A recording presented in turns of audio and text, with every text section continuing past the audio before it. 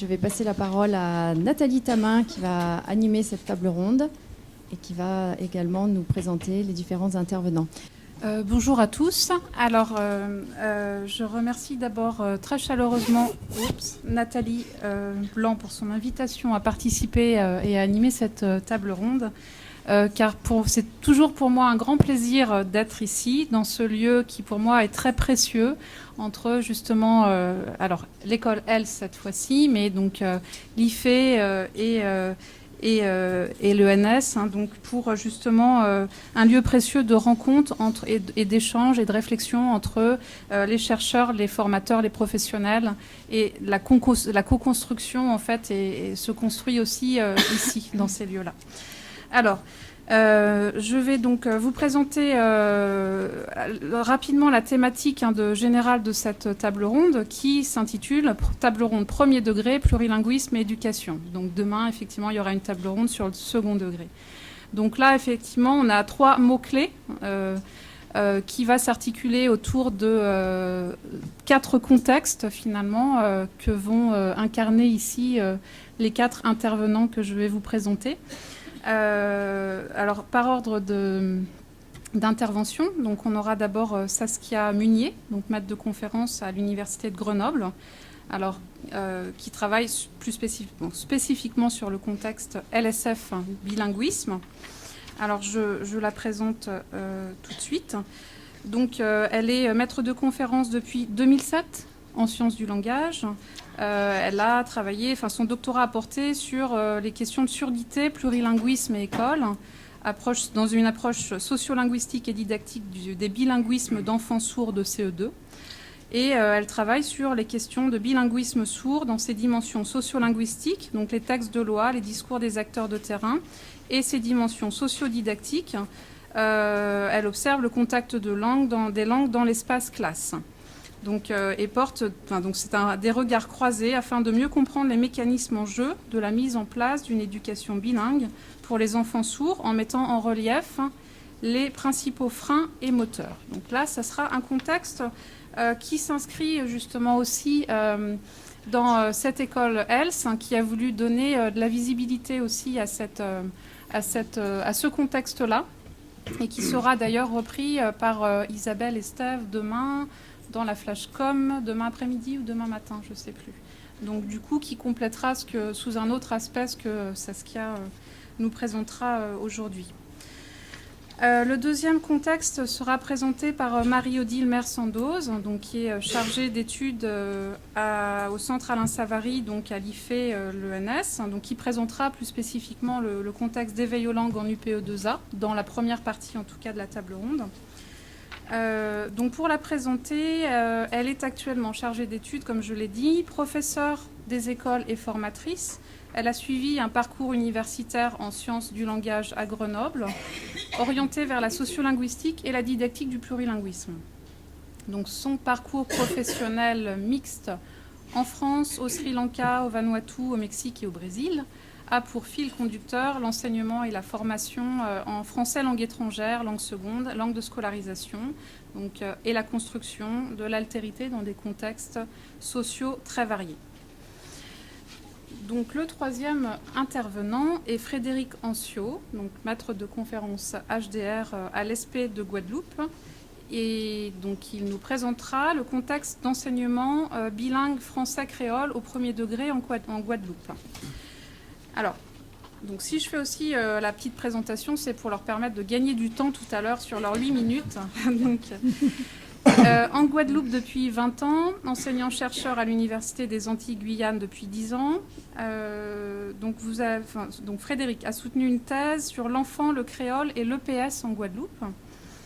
Et récemment, une HDR en sciences de l'éducation qui a porté sur les alternances et les mélanges codiques dans les interactions didactiques aux Antilles et en Guyane française. Donc, il s'intéresse au passage d'une langue à l'autre, au mélange et aux variétés des langues dans les interactions entre enseignants et élèves, dans l'enseignement des différentes disciplines scolaires. Et dans le cadre de cette table ronde, il va nous exposer un petit peu la question des classes bilingues qu'il a contribué à concevoir et à mettre en œuvre et à suivre, puisque il fait partie du comité de pilotage et de suivi de ce projet. Donc voilà. Notre quatrième intervenant est Bruno Baudard, délégué académique à la DAERIC de Grenoble. Et donc Bruno va nous présenter le dispositif Émile dans l'académie de Grenoble. Alors, pour vous présenter en quelques mots, vous avez suivi la mise en place du dispositif Émile dans cette académie et vous allez insister surtout sur la présentation plutôt que sur les aspects pédagogiques en fait, et sur les questions de formation et de mobilité des enseignants peut-être. Donc voilà. Donc on voit ces 4 contextes. Peut-être que justement, ça serait intéressant à la fin de reprendre en conclusion, de voir un petit peu les points de convergence et les invariants et les points de divergence, qui peuvent justement émaner en fait de la présentation de ces contextes-là. Donc, dans le contexte d'actualité, justement, on pourra aussi, ça sera sûrement abordé de consultation nationale, donc ce matin en particulier dans l'académie de Lyon, sur le socle, le projet de maternelle, le projet de programme de maternelle, donc, qui pointe des éléments importants justement sur la question des langues et de la diversité linguistique, et la loi de refondation de 2013 qui insiste beaucoup sur les questions d'éducation inclusive. Donc voilà. Alors sur l'organisation de ce temps, vous allez d'abord tous les 4 présenter, donc chacun vous avez 8 minutes pour présenter vos contextes. Ensuite, je vous poserai donc 2 questions, donc on découvrira tout à l'heure. Et puis après, on aura justement une partie d'échange tous ensemble autour de ces présentations de contexte. Voilà, donc je laisse la parole à Saskia. Merci. Donc déjà, je tiens aussi à remercier chaleureusement les organisateurs de donner un petit peu de place et de visibilité à la situation du plurilinguisme sourd, puisqu'on va voir, enfin j'espère, dans mes 8 minutes de temps de présentation, qu'on va partager beaucoup de choses de ce qui a été dit aussi ce matin. Donc pour commencer, je tiens à rappeler que l'apprenant sourd, il est, pour reprendre les propos de Dolto, un être parlant en devenir. Et dans la situation de classe, il a, comme tout autre apprenant, une double identité, celle de sujet-personne avec son histoire singulière, mais aussi celle de sujet apprenant animé par son désir de communiquer et d'apprendre. Alors cette double identité, elle est en interaction plutôt complexe avec le langage, puisque la surdité, elle pose ou elle impose une relation spécifique à la langue, ou plutôt aux langues, puisque dans 90% des cas, les enfants sourds naissent dans une famille entendante. Donc, dans le cadre de ma présentation, je vais passer un petit temps pour présenter un petit peu cette toile de fond qui, je pense, n'est pas forcément connue de tous, a priori. Donc, on va parler de cette toile de fond, de regarder ce qu'implique la question du bilinguisme au niveau institutionnel et après plutôt de prendre en compte le dit bilinguisme au niveau des pratiques. Et là, on sera plutôt sur le versant plurilinguisme. Donc 90% des enfants naissent dans une famille entendante, ce qui vient bousculer la question de la transmission et de l'accès aux langues. Alors au français d'une part, qui est la langue de scolarisation, de socialisation, mais aussi la langue de la famille pour la majorité des enfants, à laquelle, du fait de leur surdité, ils n'ont pas pleinement accès. Mais aussi à la langue des signes d'autre part, parce que si les langues des signes sont les seules langues qu'un enfant sourd peut s'approprier sans retard et d'une façon naturelle, elles sont a priori pas maîtrisées par la famille. Donc il y a peu d'enfants sourds au final qui bénéficient d'une transmission intergénérationnelle de la langue des signes.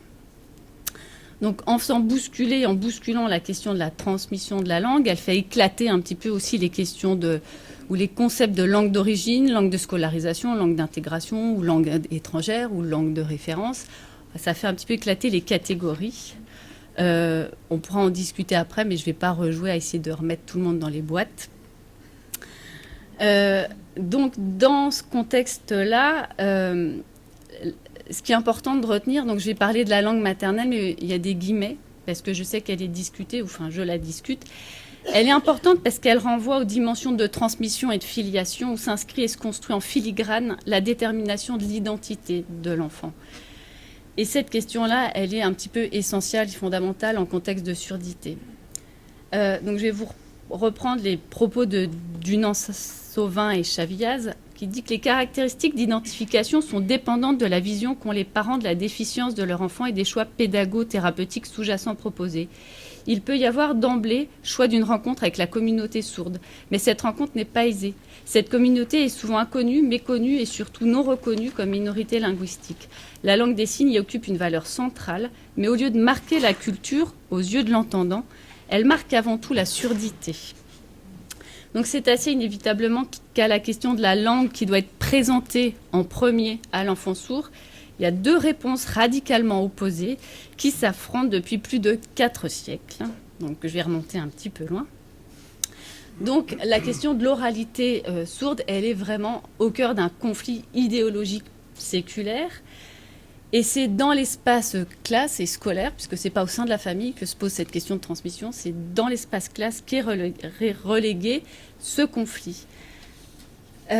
Donc les projets de scolarisation des enfants sourds sont intimement liés à la place accordée à la langue ou aux langues des enfants sourds, elles-mêmes étant précisément en étroite relation avec la représentation de la surdité. Et de façon générale, la place consentie aux sourds est conditionnée par celle accordée au corps et aux gestes, et donc à la langue des signes, au sein de la société. Donc actuellement, on est plutôt dans une valorisation du corps et de l'esthétisme, et on va voir qu'on est aussi dans une survalorisation, une valorisation de la langue des signes, avec beaucoup de choses qui sont proposées pour les entendre. Mais on n'en est pas là. Depuis le XVIIe siècle, il y a 2 grands courants qui s'affrontent, avec d'un côté des éducateurs qui s'appuient dans le cadre d'une éducation dite bilingue, on verra qu'on pourra dire que c'est trompeusement appelé bilingue, sur l'enseignement d'une langue gestuelle, à côté de l'enseignement de la langue nationale, soit en France le français et la langue des signes, et de l'autre, ceux qui l'excluent totalement dans un modèle éducatif qu'on nomme oralisme. Les débats et donc les représentations entre les partisans de l'oral et ceux privilégiant les gestes s'inscrivent un petit peu comme une histoire dans l'histoire des sourds, mais une histoire particulière parce qu'elle se cristallise dans l'éducation des sourds. Et ça transcende la simple avec des guillemets, problématique éducative, puisqu'il s'agit bien d'une vision en profondeur, d'une manière d'appréhender la surdité et la personne sourde radicalement différente qui est au centre du débat. En effet, dans l'approche bilingue, on va parler d'une vision anthropologique. La surdité, elle est perçue comme un mode particulier d'appréhension du monde et du langage, alors que dans l'approche oraliste, on parle plutôt de vision médicale, et la surdité est envisagée comme un handicap qui doit être rééduqué, réparé.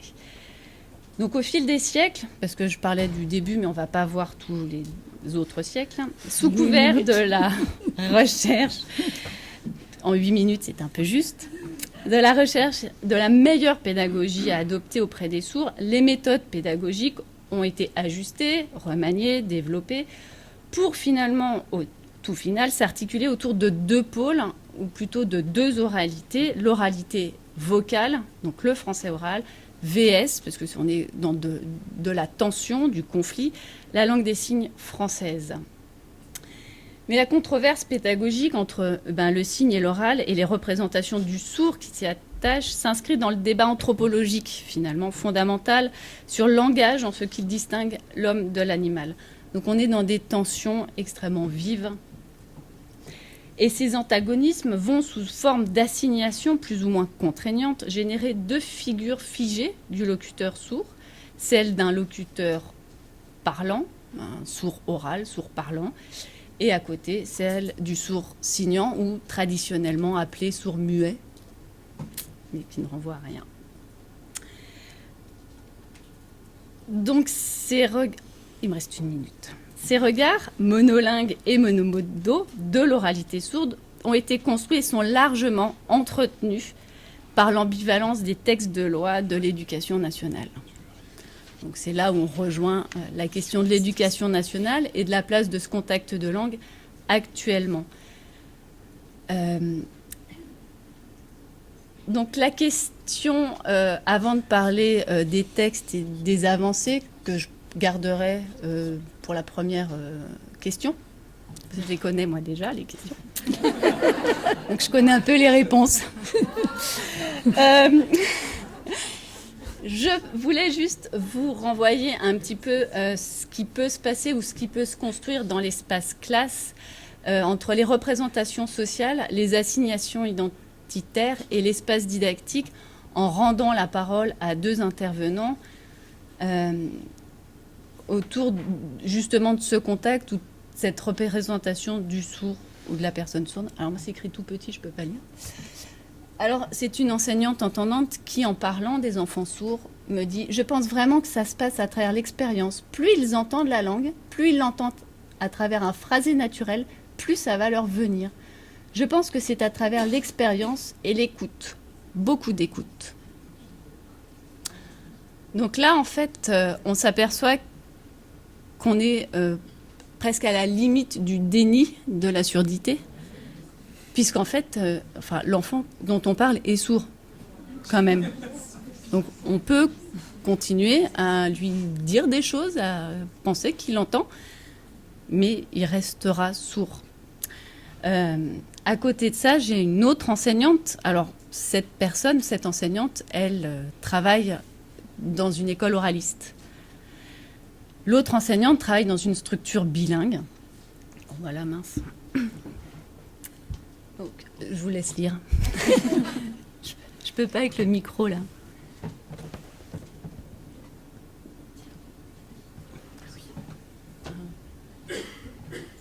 Tu veux que je lise ? Ouais, je lis tellement bien. On va le mettre en bas. En bas. Et puis, bouton rouge. Tout petit bouton. Et puis, voilà. C'est que je lis tellement bien. Vous me parlez pas. Vous m'entendez. Donc d'abord, le principe du bilinguisme, c'est que pour l'enfant, il doit comprendre clairement que la majorité ici et dans le monde, c'est des entendants qui possèdent une langue. Ici, c'est le français, mais il vit dans un milieu qui est sourd. Donc pour la communication quotidienne, il doit apprendre la langue des signes. Mais le français est important pour se développer dans la société. Pour moi, le bilinguisme, c'est l'idéal. Donc je crois que le bilinguisme, c'est présentement le seul moyen qui existe pour permettre l'intégration des sourds. Enfin, il y a eu un point qui a été rapproché. J'en ai trop, là, des micros. Donc, on se rend compte, parce que je vais laisser mon temps à la parole, quand même que la toile de fond représentationnelle sur comment est envisagée la surdité va impliquer un choix de langue et va conditionner aussi les espaces didactiques et les projections qu'on va pouvoir en faire. Alors merci Saskia. On passe tout de suite à Marie-Odile, sans transition aucune, qui va nous parler donc, du contexte des UPE2A. Oui, donc ça marche là. Bon, donc pour ma part, je vais revenir un peu plus de 10 ans en arrière pour parler d'une pratique de terrain qui, pour ma part, est complètement d'actualité. Vous le savez que ça date de 10 ans parce que je vous l'ai dit, par honnêteté. Donc on est dans une école primaire en éducation prioritaire où il y a une petite école primaire d'une centaine d'élèves et qui a une classe à l'époque qui s'appelait Clean, mais qui fonctionnait comme une UPE2A actuelle, c'est-à-dire une enseignante que j'étais, avec tous les niveaux de classe représentés et des élèves allophones qui s'inscrivaient dans l'école, qui étaient inscrits dans leur classe dite ordinaire de leur âge, etc., qui s'installaient et puis qui avaient une forme d'accompagnement pour l'apprentissage de la langue de communication en français et de scolarisation. Donc, je ne vais pas vous expliquer tout le dispositif. C'est un dispositif d'éveil aux langues, c'est-à-dire qu'à l'époque, j'avais une reprise d'études. Jacqueline Billez venait de recevoir les épreuves de EOL, que la plupart d'entre vous connaissent certainement. Et elle m'a mis le gros paquet dans les mains et puis elle m'a dit, vois ce que tu peux faire avec ça. Donc, j'ai étudié, puis j'ai fait une proposition à tous mes collègues de l'école de faire un travail dans leur classe notamment sur l'éveil aux langues, notamment sur les biographies langagières. Donc, pareil, je ne vais pas rentrer dans le détail du dispositif parce que je veux vite arriver aux effets que ça a produit. Donc, mes collègues en réunion, qui étaient ni pour ni contre, m'ont dit « mais nous, on ne se sent pas capable, donc on veut bien, mais à condition que tu viennes dans les classes, dans nos classes, et c'est toi qui anime les séances, on est avec toi, et on fait... donc, on a eu une co-préparation, une co-intervention. Il faut savoir que les élèves qui étaient dans les classes, il y avait des élèves qui venaient d'arriver, des élèves allophones. Et il faut savoir que c'était une école où était posée cette classe-là, donc qui avait une tradition d'accueillir des élèves nouvellement arrivés. C'est Chambéry-le-Haut, donc c'est tout un secteur. Et finalement, il y avait environ 70 à 75% des élèves qui étaient passés par le dispositif. Voilà. Donc on réalise les projets pédagogiques dans les classes pour construire la biographie langagière des élèves. Et c'était pas... Moi, j'ai pris juste l'outil proposé pour le mettre en place. Et donc, ça a révélé un certain nombre de choses. Et non seulement révéler des choses, mais ça en a induit d'autres. Donc, c'est de ça dont je vais vous parler, le fait de travailler sur les biographies langagières dans les classes avec les élèves. Ça a révélé des choses au niveau individuel, certains élèves, des choses au niveau du collectif, et puis ça a, au niveau des parents, il s'est passé un certain nombre de phénomènes au niveau des parents, et finalement sur une certaine représentation ou représentativité du multilinguisme de l'école au niveau d'une communauté scolaire. Donc, je vais prendre 3 exemples individuels pour montrer quels effets ça peut produire, 3-4 effets. Bon, principalement les élèves que j'avais, élèves allophones, un élève roumain, Marco, qui avait été très peu scolarisé antérieurement, qui était dans la classe de CE2, qui, quand il était dans sa classe ordinaire, avait tendance à être au fond, à ne pas prendre beaucoup la parole. Et puis, quand on a fait nos petits découpages avec nos fleurs, les langues que je parle, les langues que je comprends, les langues que j'ai entendu parler, les langues que j'ai vues écrites, et que les élèves allaient accrocher leurs fleurs, et il y a eu un moment de sidération collective, c'est-à-dire que toute une classe s'est arrêtée pour voir cette fleur qui avait 5 pétales rouges. Donc cet enfant parlait 5 langues. Donc ça a eu un renversement immédiat au niveau de son enseignant, au niveau des enfants, etc. Ça a aussi eu un revers, c'est-à-dire que le bon élève qui s'appelait Louis, qui avait un seul pétale rouge et qui, pour la première fois, se trouvait dans une situation où il a été largement déstabilisé. Donc, d'ailleurs, il n'aimait pas trop après les séances d'éveil aux langues, donc ça, il faut le prendre en compte aussi. C'est-à-dire l'effet inverse qu'on peut produire.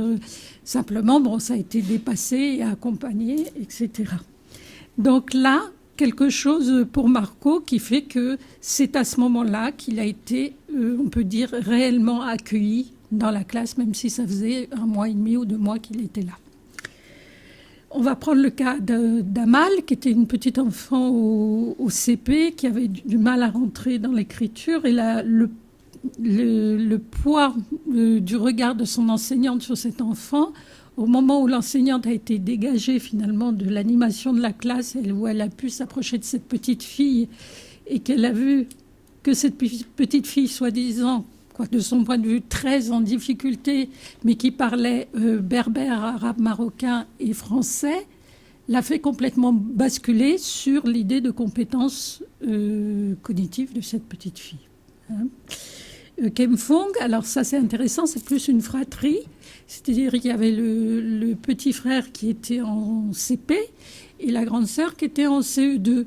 Et Kemfong, elle, quand elle a fait sa fleur biographique, elle a mis un pétale Elle a mis une langue, le français, je parle français. Et son petit frère, au CP, il avait mis 2 pétales, je parle le français. Et puis, je ne sais pas s'il avait écrit le khmer, mais il avait écrit une autre langue. Et en fait, dans cette situation, on a discuté à un moment informel au cours d'une récréation entre le frère et la sœur. Kem Phong, elle croyait que dans chaque famille avait sa langue et qu'il y avait la langue de l'école. C'est-à-dire que par rapport à la situation d'exil des parents et de renoncement au pays, eh ben, la langue n'avait pas été institutionnalisée comme langue du monde, hein, mais comme langue de la famille. Et puis toutes ces discussions, en fait, tout ce travail a amené des discussions en petits groupes sur les autorisations et les interdictions de parler les langues dans l'école. Hein, notamment par rapport à une injonction de la cantine où il était marqué il est interdit de parler arabe à la cantine. Et donc il y a eu des échanges riches entre les élèves sur on peut pas, pourquoi on pourrait pas, le fait de se moquer des uns des autres dans une langue qu'on comprend pas, etc. Donc il y a eu vraiment des objets de travail. Un autre effet qui s'est révélé pour nous enseignants et pour certains élèves, c'est que le monolinguisme étaient les représentations du monolinguisme. On a eu des traces comme quoi il était transmis dans le système scolaire français. C'est-à-dire qu'une petite fille qui était en CM2, Jamila, qui était arrivée au CE2, en arrivait à dire qu'elle était redevenue bonne élève au CM2, le temps qu'elle arrive, et puis elle est devenue une excellente élève. Et quand elle disait au cours des discussions quelle langue tu parles, moi je ne parle qu'une seule langue, le français et l'arabe. Voilà, donc parce que c'était la représentation. Alors c'est à contextualiser, je prends des raccourcis là, mais c'était réellement la représentation de la petite fille que pour être bonne élève dans l'école française, il fallait parler que le français. Ou alors cette autre petite fille où... Une minute. Ah, c'est dommage. Donc, je coupe sur... Vous ne saurez pas pour l'autre petite fille, sa représentation. Je voulais peut-être dire 2 choses. Donc, tout ce travail a déclenché des choses après au niveau des enseignants. Bon, d'une part, un jour, j'ai appris qu'une enseignante elle faisait des exposés dans la classe sur la langue et la culture italienne, la langue, voilà. Et surtout, il y a eu un projet au niveau des CM1, CM2, un projet scientifique d'envoi d'un ballon avec le CNES, d'envoi d'un ballon sonde avec des expériences à bord d'une nacelle, donc tout un dispositif que les enseignants connaissent bien quand ils travaillent avec le CNES. Simplement, il y avait, normalement, on laisse un message dans le ballon. Et là, dans la nacelle, le message, la lettre, à qui trouvera ces expériences, prière de la ramener, il n'a pas été écrit en français, il a été écrit en 12 langues. Voilà, parce qu'il pouvait arriver dans d'autres pays, franchir des frontières. Ensuite, cette expérience, au moment du lancement du ballon sonde, il y avait toute une exposition qui expliquait aux parents ou aux extérieurs qui venaient. Et cette exposition, elle a été traduite en 3 ou 4 langues. C'est-à-dire qu'il y a des élèves qui arrivent, qui ont été scolarisés antérieurement jusqu'au CM1, au CM2, qui étaient capables, en polonais ou en arabe ou en italien, de faire le texte dans la langue dite. Et puis, le jour de l'exposition, les parents ont regardé l'exposition et il y a eu des confrontations d'expertise entre les enfants et les parents. Tu as écrit ça, mais non, mais on ne dit pas ça comme ça en polonais. Donc, et tout ça a été exposé à l'ensemble. Et ça, c'est des choses qu'on n'avait absolument pas calculées. Et la fin de l'année s'est terminée, puisque ça se passait dans toutes les classes, par cet arbre polyglotte, c'est-à-dire que toutes les fleurs des élèves ont été accrochées dans un arbre sous le préau de l'école. Et c'était, symboliquement, c'était fort, mais visuellement, c'était impressionnant.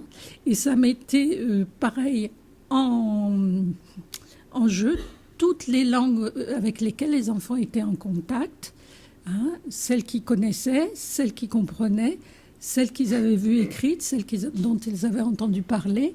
Et ce qui était intéressant, c'est qu'on l'avait fait de manière croissante, c'est que les petits CP avaient 2 ou 3 pétales, alors que les CM2, les langues que j'ai vues écrites, vous imaginez bien que sur la boîte de crayon de couleur, tout est... Donc ils avaient fait des recherches. Et donc ça montrait j'ai envie de dire, la montée en puissance de l'enrichissement des connaissances des langues en tant qu'objet de savoir dans la communauté scolaire.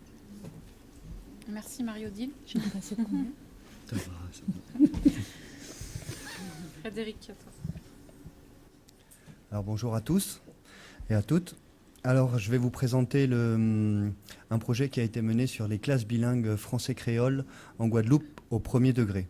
Alors pour ceux qui ne connaissent pas, la Guadeloupe, c'est une petite île dans la mer des Caraïbes, dans les petites Antilles, et qui fait 40 km sur 60 km, où le français et le créole sont très présents dans la communication quotidienne, que ce soit dans les médias, dans les conversations entre pairs, dans les familles, à la radio, à la télé, sur les affichages. Donc c'est une coprésence des langues en permanence. Alors c'est quand même deux langues avec des statuts très différents. Une langue française, nationale, officielle, langue de scolarisation, et le créole qui depuis 2001 est reconnu comme langue vivante régionale. Et donc il y a un bac de créole, il y a un CAPES créole, il y a des études en créole, il y a aussi des habilitations pour enseigner le créole aux primaires. Et en gros, sur l'Académie de la Guadeloupe, il y a 10% d'élèves qui suivent des cours de créole. Des cours qui sont optionnels au secondaire, mais qui sont mis en place selon que le prof ait l'habilitation dans le premier degré de manière assez naturelle. Donc dans ce contexte particulier où le créole commence à avoir une reconnaissance officielle et à avoir une place à l'école, car il a souvent été interdit, rejeté de l'école comme d'autres langues régionales ou issues de l'immigration, on a monté des classes bilingues depuis 2012. Alors, on a pris 6 mois à essayer de concevoir ce projet avec une équipe pluricatégorielle. Il y avait des enseignants de LVR, langue vivante régionale, il y avait des chercheurs, il y avait des inspecteurs, des conseillers pédagogiques. Alors, l'idée, donc, c'était de définir un cadre de mise en œuvre et puis un projet. Et par rapport à tout ce qu'on a pu lire, par rapport au cadrage officiel de la mise en œuvre de classes bilingues dans l'école, on n'a pas pu adopter le principe de parité horaire. Bon, alors premièrement, puisqu'on avait des difficultés aussi à enseigner certaines disciplines en langue créole, puisque en termes de vocabulaire, de lexique, tout n'existe pas en créole. En plus, on n'a pas d'académie du créole, donc souvent on dit que pour avoir le bon créole, il faut aller voir la vieille personne au fond de sa campagne. Alors je ne sais pas si en France on pourrait dire la même chose, hein. Est-ce qu'il faut aller voir le bon vieux campagnard pour avoir le bon français? Donc voilà, donc on a des difficultés avec cette standardisation et cette normalisation du créole.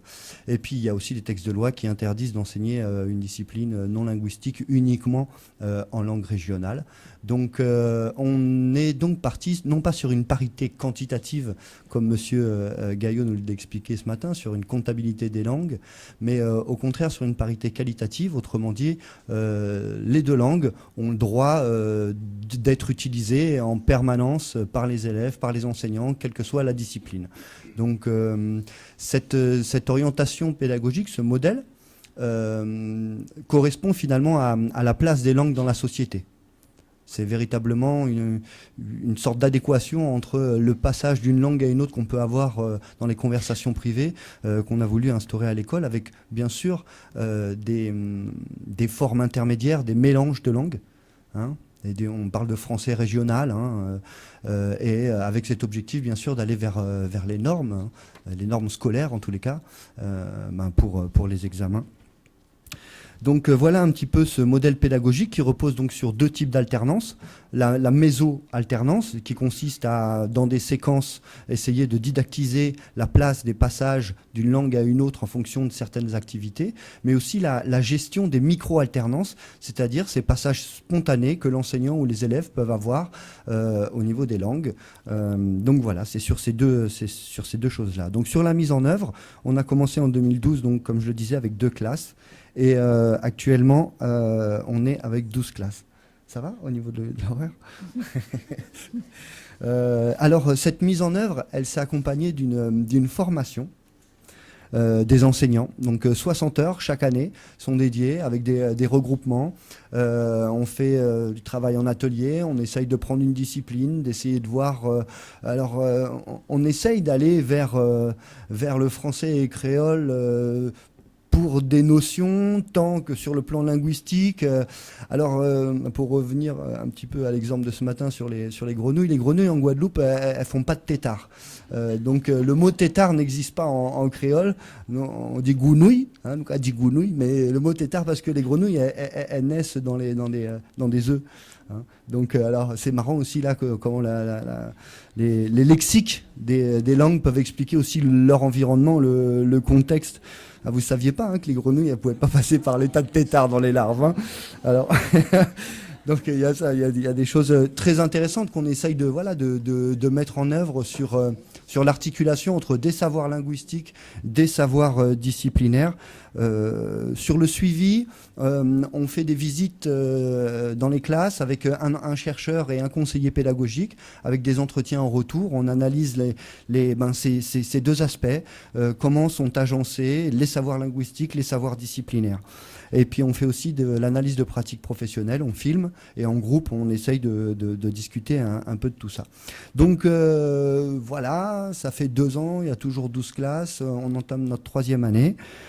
C'est extrêmement enrichissant. J'ai travaillé sur l'alternance et le mélange des langues dans les situations classiques et tout ce qu'on a pu trouver chez les professionnels, dans la gestion du plurilinguisme à Saint-Martin, en Guyane, en Guadeloupe, nous aide à éclairer et à proposer des pistes de réflexion quant à la didactisation des langues. Alors les principaux résultats, bon, au niveau des élèves, on avait des évaluations dans les classes des mêmes établissements et les classes des bilingues pour vérifier si ça allait quand même, quoi, s'ils réussissaient à apprendre et avoir le... Donc ça va. Ça va. On est même un peu en avance, mais les différences ne sont pas significatives. Les les échantillons ne sont pas assez importants, mais donc il n'y a pas de retard de nos élèves. Concernant leur représentation, c'est extrêmement difficile au départ, quand ils rentrent dans les classes bilingues, pour les élèves de s'exprimer en créole envers un adulte et encore pire envers un enseignant. Et donc on voit progressivement que des représentations... le créole n'a pas le droit de citer dans l'école, on ne peut pas parler créole à un adulte, commence à reculer, en tout cas chez ces élèves-là, qui progressivement prennent la parole. Ce qui est intéressant aussi, c'est sur les capacités métalinguistiques qu'ils développent en créole, donc ils sont capables d'expliquer leur raisonnement en mathématiques, qui jouent en café, comment tu fais quand tu as fait cette addition, et donc là ils expliquent tout en créole sur des raisonnements. Donc quand on dit parler, comprendre, lire, écrire, il y a aussi d'autres activités dans la langue qui peuvent être développées. Donc ça c'est très intéressant. Au niveau des parents, alors ce qui est peut-être intéressant de souligner, c'est que généralement les classes bilingues, ça vient de la volonté des parents. C'est-à-dire que c'est des parents qui font des propositions et le rectorat qui entérine. Alors que là, c'est venu d'en haut. C'est le rectorat qui a imposé ces choses-là et en ciblant des établissements et en choisissant des enseignants. Et donc, les parents se sont retrouvés devant le fait accompli. L'année prochaine, votre enfant va être dans une classe bilingue. Et donc là, c'était une classe bilingue français-créole. Mais pourquoi vous ne faites pas une classe bilingue français-anglais, quoi? Ça serait quand même mieux. Hein, ils vont perdre le temps. Vous connaissez tous ces problématiques. Ils vont perdre du temps à faire du créole alors qu'ils devraient apprendre les mathématiques ou le français. Et donc, justement, on a fait des réunions et à la fin de la première année, à la fin de la deuxième année, on a vraiment des parents qui ont vraiment changé leur mentalité et qui se rendent compte que voilà, c'est toute une valorisation de leur langue aussi. Ils voient bien que les élèves développent des compétences dans tous les domaines, qu'ils maîtrisent mieux le français. Bon, là, on a des hypothèses de Cummins derrière, mais bon, il y a des choses à travailler encore. Au niveau de l'école, il y a beaucoup de... j'ai un appel. Au niveau de l'école, il y a beaucoup de retours aussi au niveau des collègues qui viennent voir les profs de classe bilingue et qui disent voilà, moi j'ai un problème avec tel enfant, il confond toujours telle chose, comment tu fais toi dans ta classe bilingue? Alors ça peut être dû à des calques grammaticaux, par exemple en créole on dit faut nous faire setimoun-là travail, et en français il faut faire travailler les enfants. Alors on entend souvent en français régional il faut faire les enfants travailler, et donc il y a plein de calques, d'emprunts, de choses, et donc ils demandent aux profs de classe bilingue qui deviennent un peu des experts dans l'école. Donc c'est intéressant à ce niveau-là. Au niveau de l'école, les enseignants ont du mal, c'est compliqué de prévoir des séances en didactisant les savoirs linguistiques et les savoirs notionnels. Quand on est dans le primaire, ça demande vraiment un gros travail. En termes de perspective, ça repose sur 2 constats. Le premier constat, c'est qu'il y a des profils d'enseignants. Il y a des enseignants qui privilégient plutôt l'aspect linguistique, même quand on est dans des disciplines dites non linguistiques. Par exemple, on a une prof qui fait des enseignements en mathématiques ou en EPS en créole, mais en travaillant pratiquement uniquement en créole et en passant de temps en temps au français pour quelques difficultés de compréhension de certains termes ou des choses comme ça. Et donc là, finalement, elle enlève un peu la DNL, la discipline non linguistique, au profit d'acquisition plutôt linguistique. Et à l'inverse, on a d'autres profils du type la langue. Ça m'est égal, moi ce qui m'intéresse c'est la notion. Donc que je parle français, un mélange, que je parle créole, un mélange de créole, des variétés, au final les exigences linguistiques sont beaucoup moindres, mais les visées sont exceptionnellement, uniquement notionnelles. Ça vise les notions. Donc quand on veut comprendre ce que c'est que la métamorphose, voilà, peu importe de faire des phrases en bon français ou en bon créole, au contraire on est sur de l'intellect, des formes intermédiaires, des passages vraiment pas didactisés, totalement spontanés du prof qui passe d'une langue à une autre. Donc on a vraiment ces 2 profils-là. Voilà. En termes de perspective, ces deux profils demandent quand même de laisser une liberté pédagogique à l'enseignant dans le cadre de la mise en œuvre de ces classes bilingues, et il faut qu'il puisse comprendre dans quel type de profil ou quel changement il peut faire. Alors, on s'est fixé 3 objectifs. La première chose, c'est que l'établissement d'un contrat de communication vraiment explicite avec les élèves est important. Même, c'est pas simplement le fait de dire qu'on est dans une classe bilingue, mais le fait de dire qu'on a le droit d'avoir recours au français ou au créole en permanence, ça doit être quelque chose qui doit plus être explicité, parce qu'il y a, d'un point de vue... je sais pas, d'un point de vue d'un contrat didactique, il y a une attente de l'enseignant ou des élèves que tout le monde parle français.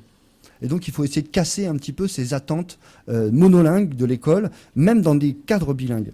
La deuxième chose, c'est l'idée de trifocalisation. Alors, d'être focalisé sur les savoirs linguistiques, sur les savoirs notionnels, mais aussi sur toute la dimension relationnelle, attention, concentration et tout ça. Et ce qui est intéressant, c'est peut-être de voir qu'en fonction du profil des élèves, l'intervention d'un enseignant peut aider à mieux comprendre la notion, mais pour un autre, l'aider à mieux comprendre la langue. Il n'y a pas que des enfants bilingues qui sont dans ces classes. Et enfin, donc, c'est de développer chez l'enseignant, alors bien, c'est des mots compliqués pour faire intelligent, rhétorique polylectale, c'est-à-dire essayer que on n'est pas scientifique pour rien, hein. On fait semblant. Hein. Donc la rhétorique polylectale, c'est-à-dire c'est comment l'enseignant il peut apprendre à gérer en cours les langues, mais aussi les variétés de langues. Et c'est bien sûr la place de l'erreur ou de l'écart à la norme qui est là et donc qui doit être utilisé comme une richesse et pas comme un obstacle. Et voilà, on essaye de s'enrichir de toutes les didactiques du plurilinguisme, les biographies langagières, les portfolios, l'éveil aux langues. Voilà, donc c'est en cours. Merci. Merci à vous. Bruno, à toi. commence à démonter tout. Attention. Bon, bonjour à tous.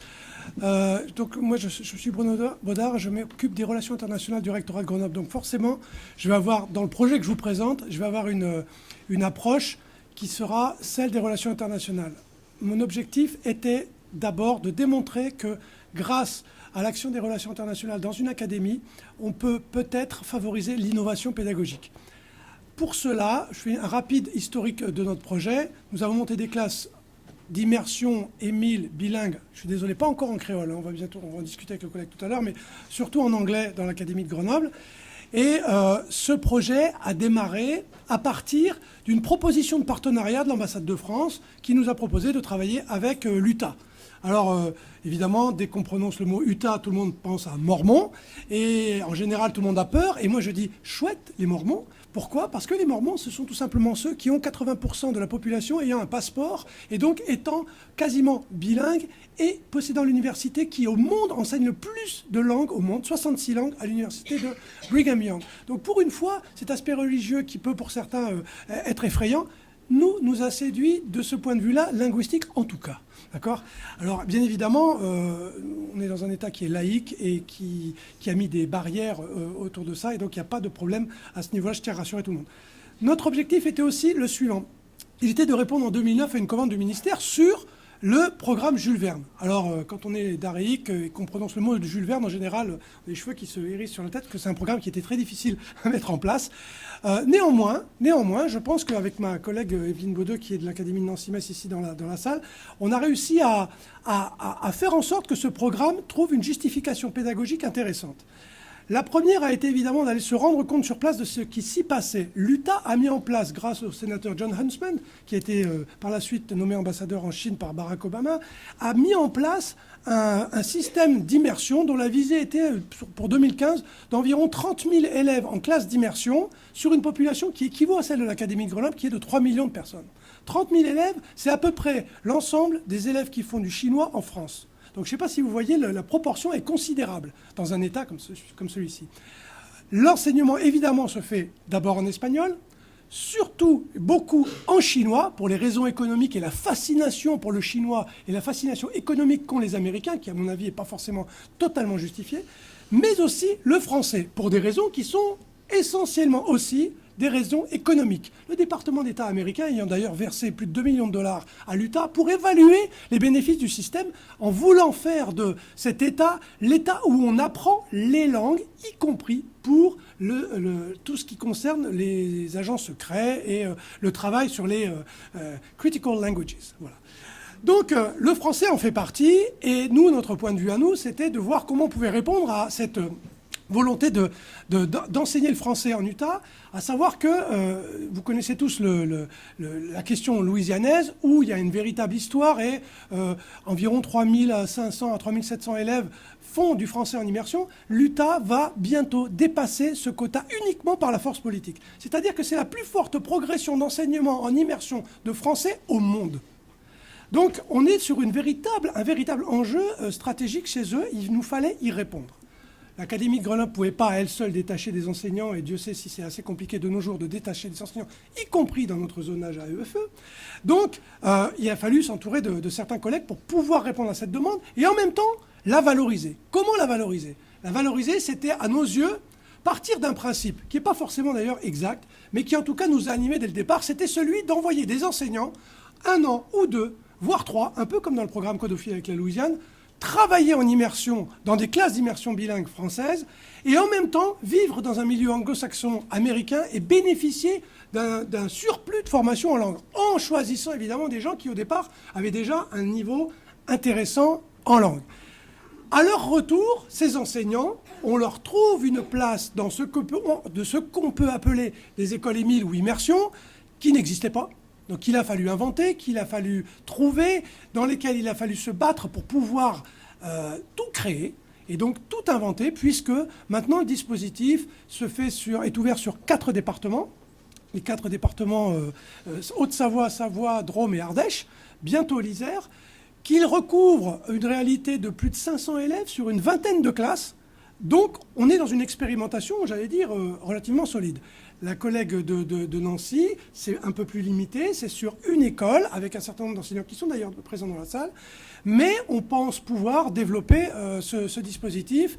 Et j'ai entendu ce matin Madame la rectrice qui nous a dit que c'était clair, elle allait s'en occuper dans l'Académie de Lyon. Ce qui nous ravit, parce que, évidemment, le problème du dispositif, c'est que comment voulez-vous faire un enseignement qui n'existe pas en France ? Ça n'existe pas de travailler la moitié du temps en langue étrangère en France. On n'a pas de documentation, il n'y a pas de texte réglementaire, on n'a rien. Donc, on travaille contraire de l'Utah qui arrive avec 3 millions de dollars, tout le monde fait ça. Nous, on part de la base et on essaye de remonter tout doucement les arcanes de la hiérarchie éducation nationale pour arriver à convaincre tout le monde que le projet est viable, à savoir que, première chose, on a un certain nombre de constats.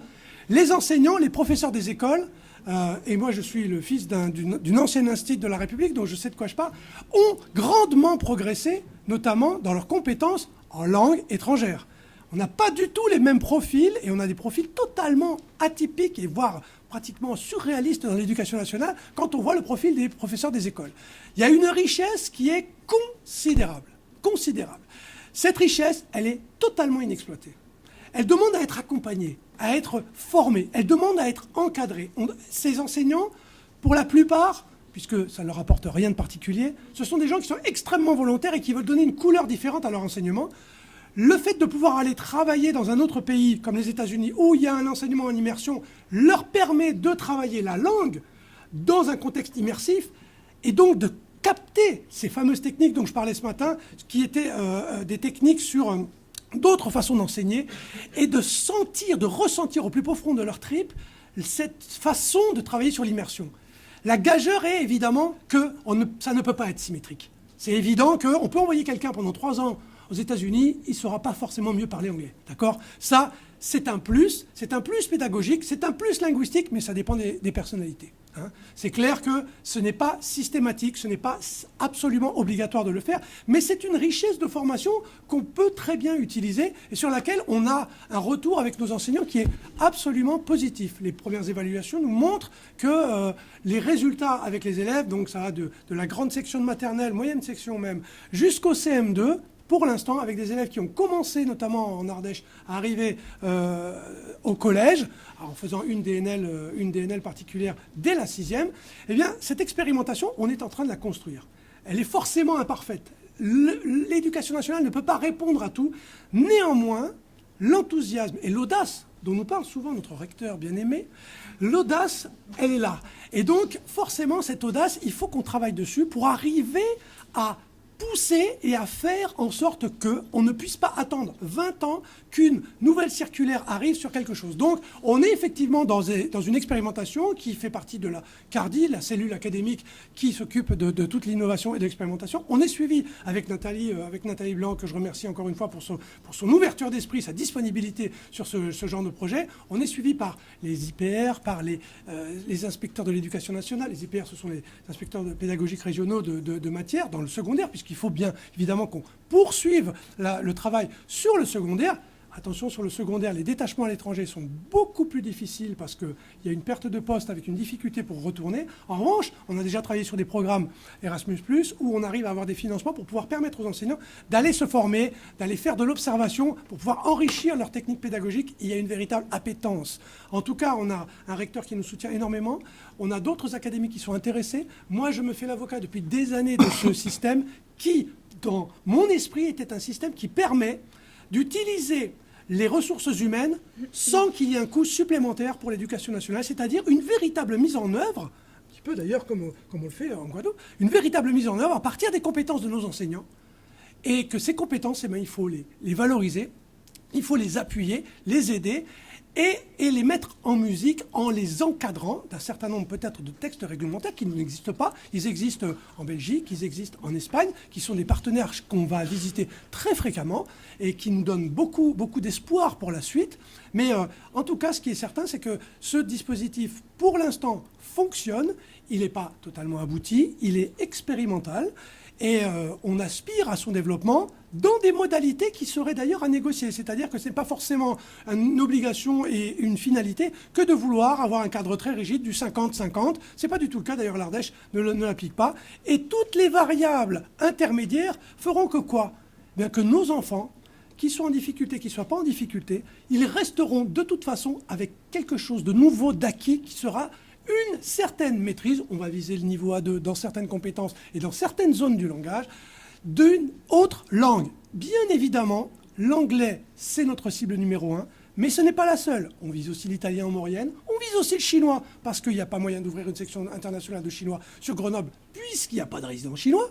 Donc il faut qu'on les crée artificiellement, peut-être par une classe type immersion, pardon si j'utilise le mot qui ne convient pas, mais en tout cas, on est sur cette dynamique-là. Donc les langues, pourquoi pas le créole d'ailleurs, puisque toutes les langues sont équivalentes à mes yeux. Voilà. Merci. Merci beaucoup. C'est un format court, du coup, donc 8 minutes. C'est un peu frustrant, mais c'est dense.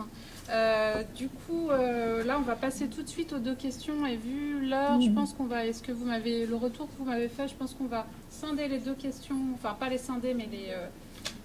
Pardon. Les mettre ensemble. Oui, oui. Donc, les deux questions en question,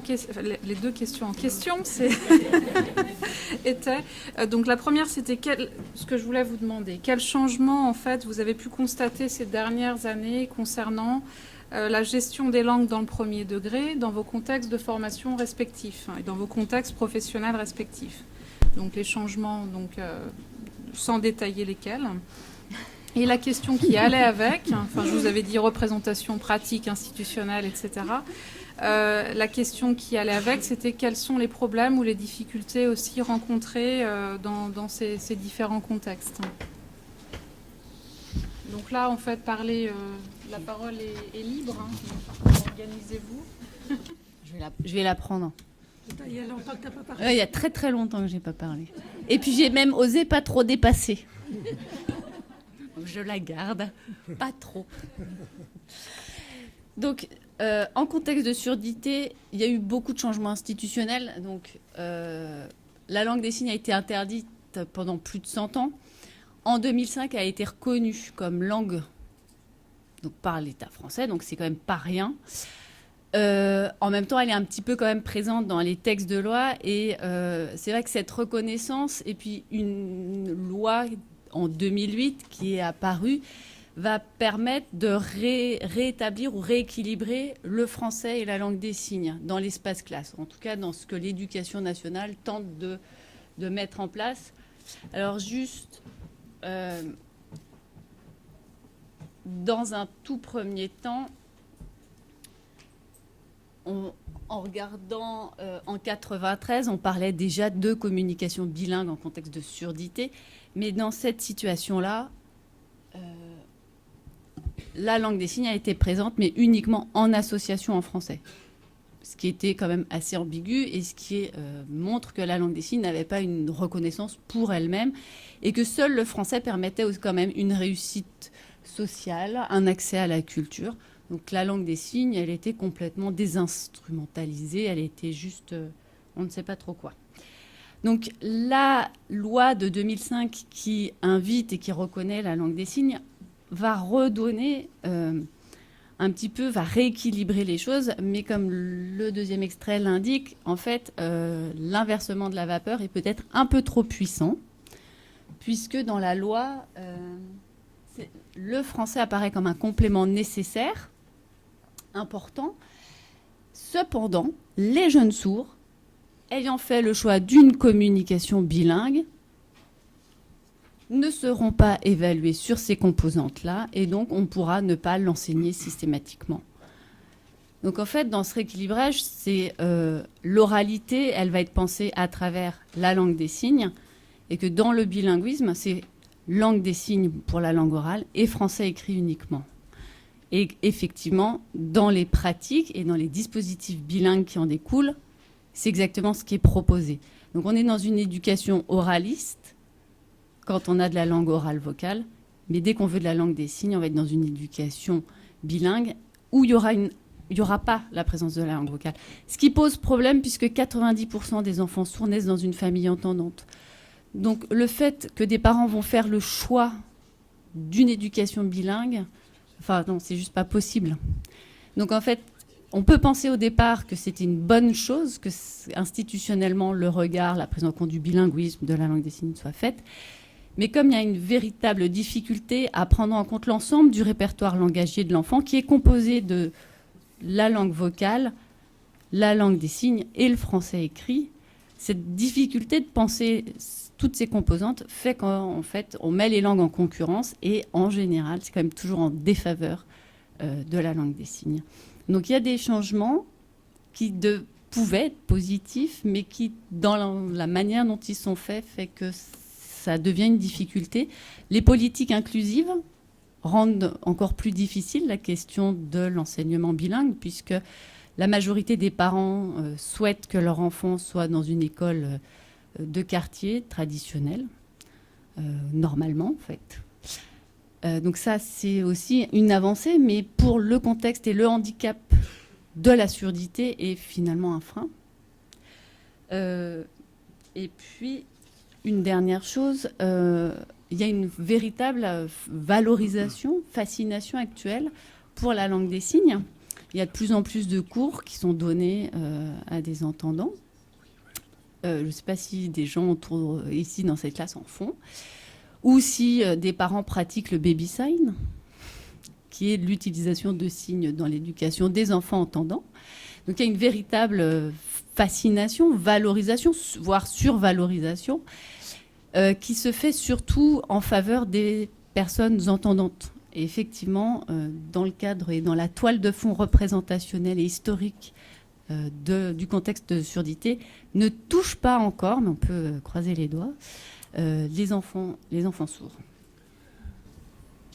Je peux peut-être continuer un petit peu, à moins qu'un collègue veuille intervenir, mais sur les changements en ce qui concerne les pratiques, je dirais que le plus gros changement dans le primaire, ça a été le recrutement des enseignants. C'est-à-dire que la polyvalence, les spécialités, notamment linguistiques, de ces nouveaux enseignants, depuis quelques années, amènent à pouvoir travailler dans des domaines qui n'étaient pas forcément possibles il y a 10 ou 20 ans. Ce qui est, à mon avis, alors sans vouloir aller vers la spécialisation des enseignants du premier degré et casser leur polyvalence qui serait totalement malvenue, et pas du tout dans mon propos. Néanmoins, je le vois plutôt comme quelque chose de très positif où justement on utilise ces compétences. Et même dans le second degré, on voit ça, le nombre de gens qui postulent à la certification complémentaire en discipline non linguistique a littéralement explosé. C'est-à-dire qu'il y a une véritable appétence de certains enseignants, pas de la majorité, mais d'un grand nombre d'enseignants, pour enseigner différemment. Il y a de nombreuses écoles qui travaillent, j'allais dire, presque seules.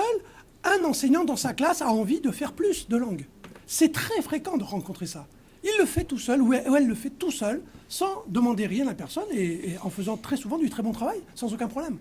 Donc il y a une véritable demande du corps enseignant de ce point de vue-là. Il y a beaucoup de demandes pour les départs à l'étranger, pour se former à l'étranger, des demandes sur des projets internationaux, des projets européens. Donc il y a une véritable demande, une véritable attente des enseignants dans ce sens-là, et c'est à nous à devoir y répondre.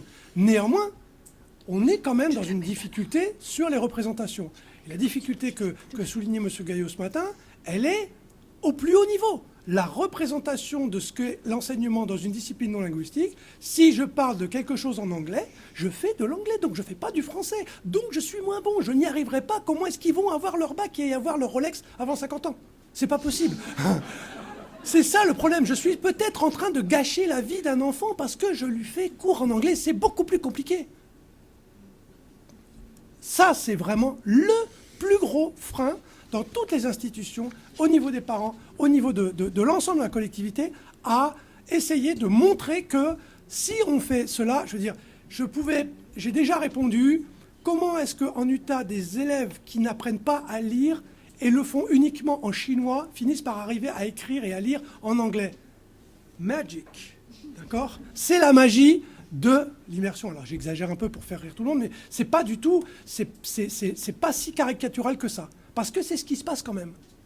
Et donc, ces freins-là, ils sont quand même considérables. Les freins sur la gestion du personnel, c'est assez considérable. Les relations, tout ce qui concerne les textes réglementaires, le cadrage juridique n'est pas résolu. On en est loin, bien évidemment. Mais c'est aussi le propre d'une expérimentation.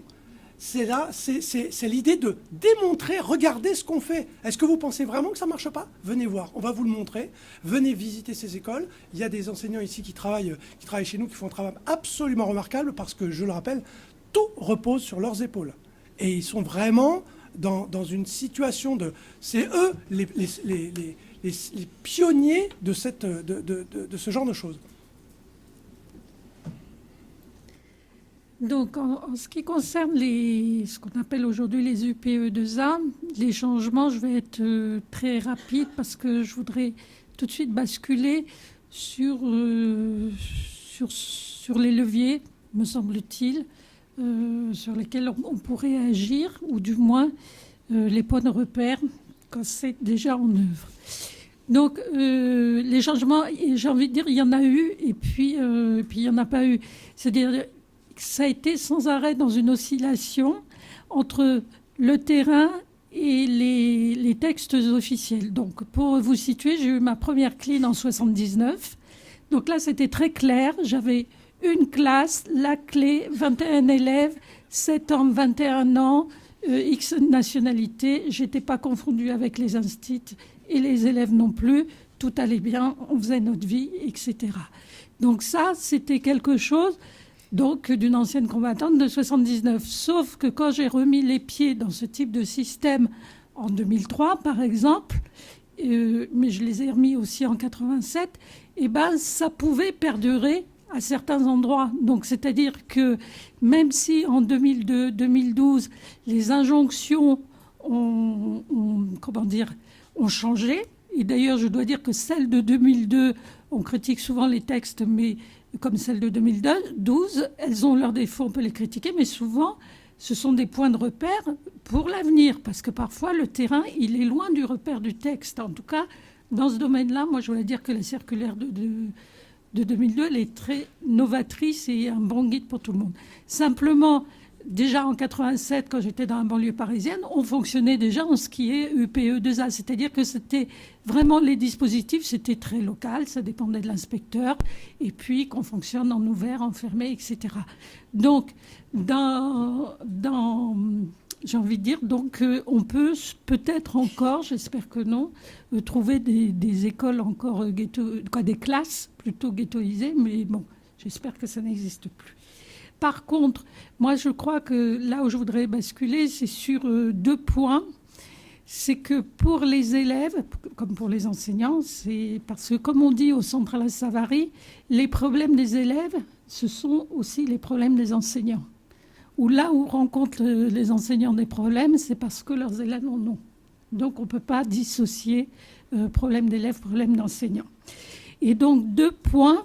C'est l'accueil, mais pas l'accueil, la politesse, hein, c'est un réel sens de l'accueil de l'élève et de ses parents, hein, du PE2A. Donc, que ce soit la première rencontre des enfants et de leurs parents avec l'institution scolaire, elle va être fondatrice, cette première rencontre, de la relation qui va s'établir entre l'école et la famille.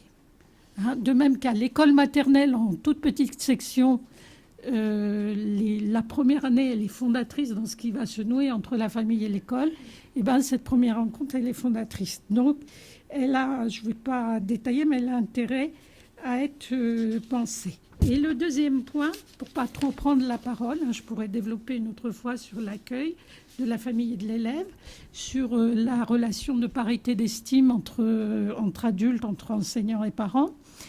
Le deuxième point, c'est l'entrée dans la forme scolaire. Et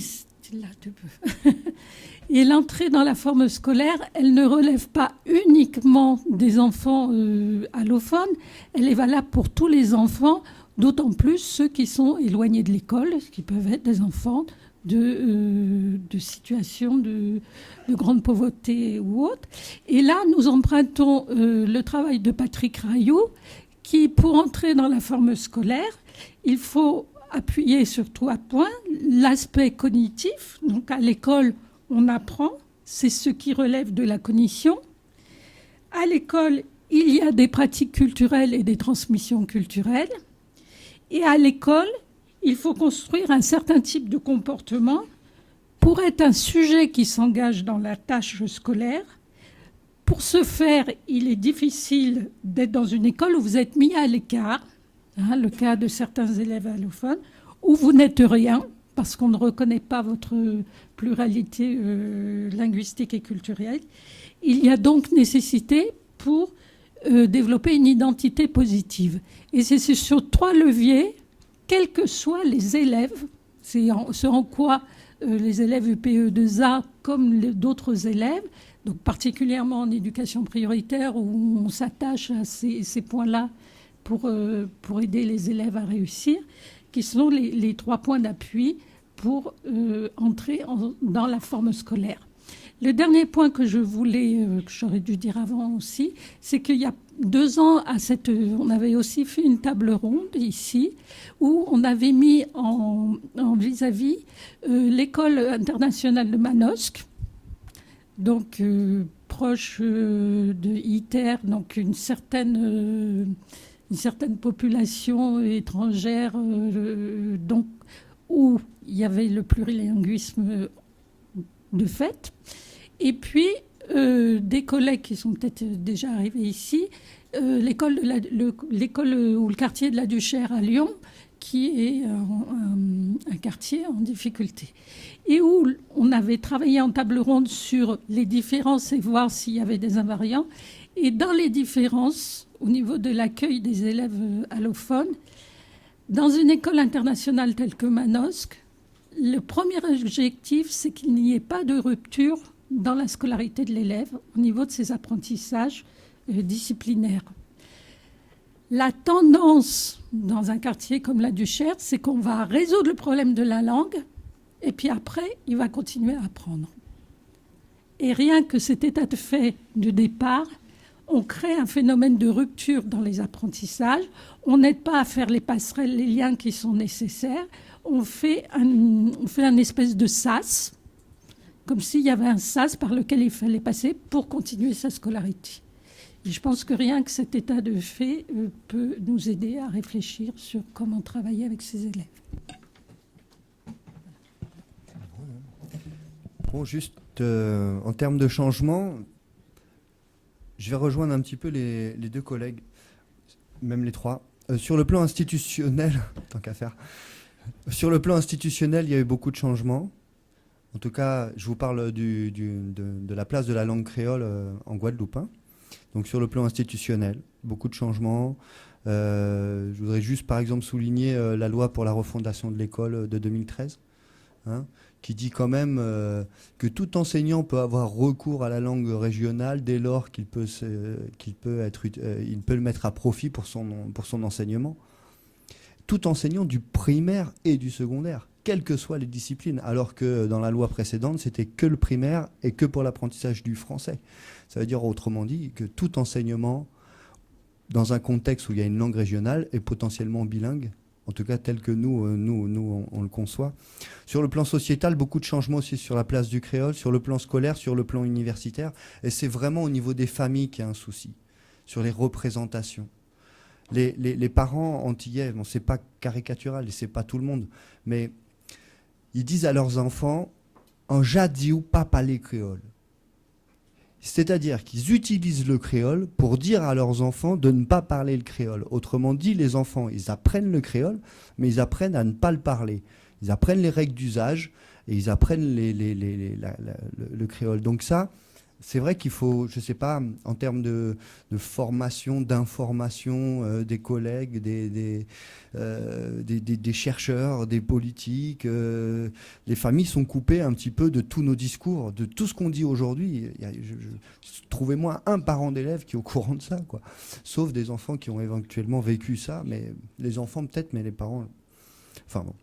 Et puis sur d'autres petites choses, c'est qu'en Guadeloupe, on a le problème avec la proximité lexicale entre le français et le créole. Alors ça, je ne sais pas si dans d'autres langues, voilà, ça pose des soucis, mais on a vraiment une proximité lexicale. Le créole guadeloupéen est à base lexicale française. Donc ça pose des vraies questions. Et l'autre difficulté qu'on rencontre, c'est le matériel pédagogique et les outils pour l'enseignement en créole, de l'histoire, des sciences. Alors autant on a des batteries d'outils en éveil aux langues, autant en créole ça n'existe pas et on est en train de les construire. Voilà, et juste pour conclure, merci beaucoup à Cynthia Freinet, Marie-Odile et Nathalie Blanc et Nathalie Tamin pour tout ça, pour m'avoir invité et puis pour l'organisation de cette école. Bonjour, merci pour vos interventions. J'aurais 2 choses à dire. La première, je ne regarderai plus l'Académie de Grenoble comme avant, maintenant que je sais qu'elle forme les futurs espions américains. Voilà.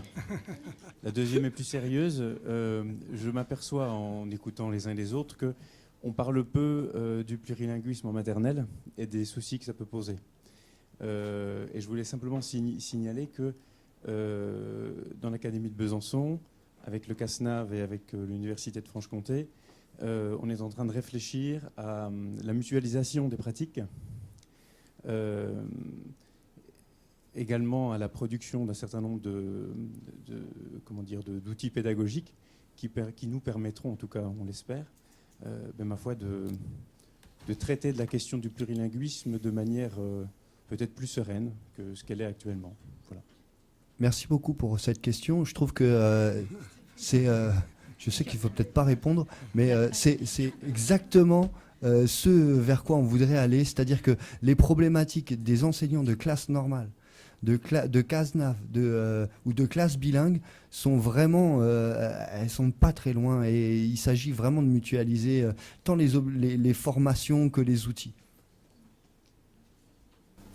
Je signale qu'il n'y a pas que sur le créole que le problème se pose, hein, parce que pour l'enseignement qu'on met en place dans l'Académie de Grenoble, il n'existe rien, en tout cas en France, comme document particulier. C'est les enseignants qui doivent tout construire.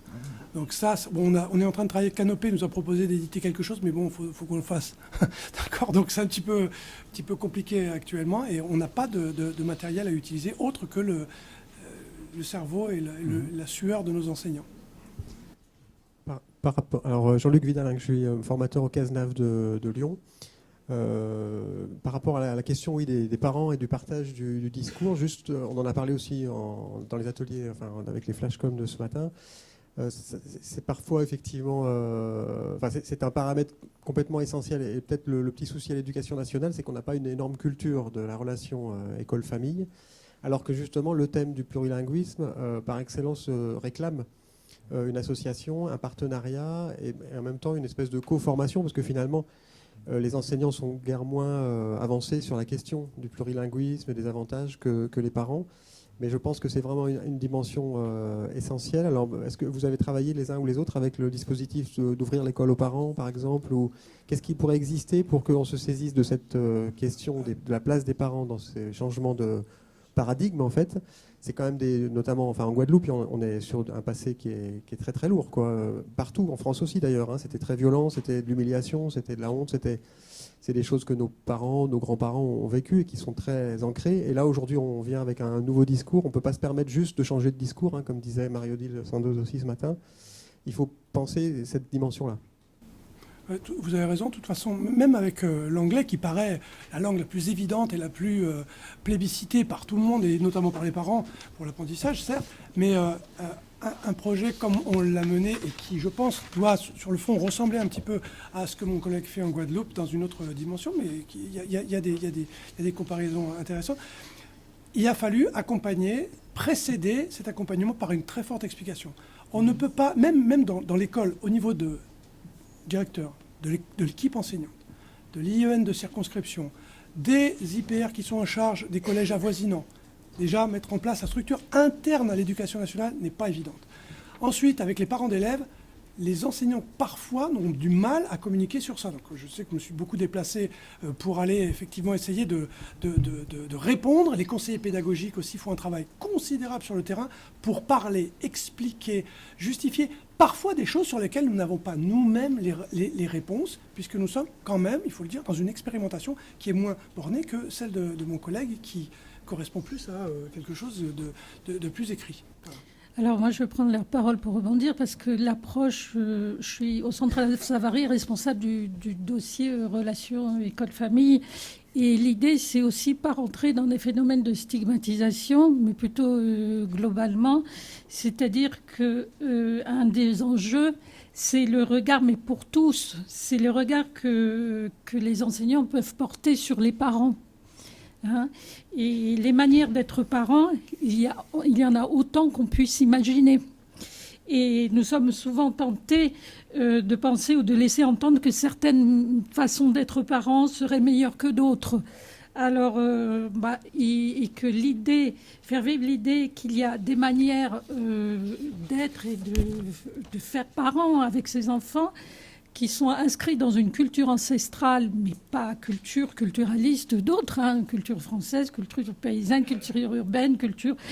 Eh bien, on ne peut pas imaginer les changer en inventant de nouvelles normes. Donc, c'est plus dans la posture de l'enseignant, dans la formation de l'enseignant, d'accueillir différentes modalités d'être parent, qui fait qu'on arrivera à progresser et à être dans une forme d'écoute. Moi, je parle pour l'ensemble, pas spécifiquement, mais pour cet accueil du biplurilinguisme de quelque élève que ce soit. Hein. Un dernier commentaire. Oui, bonjour. C'est un commentaire par rapport à l'accompagnement et à la relation école-famille.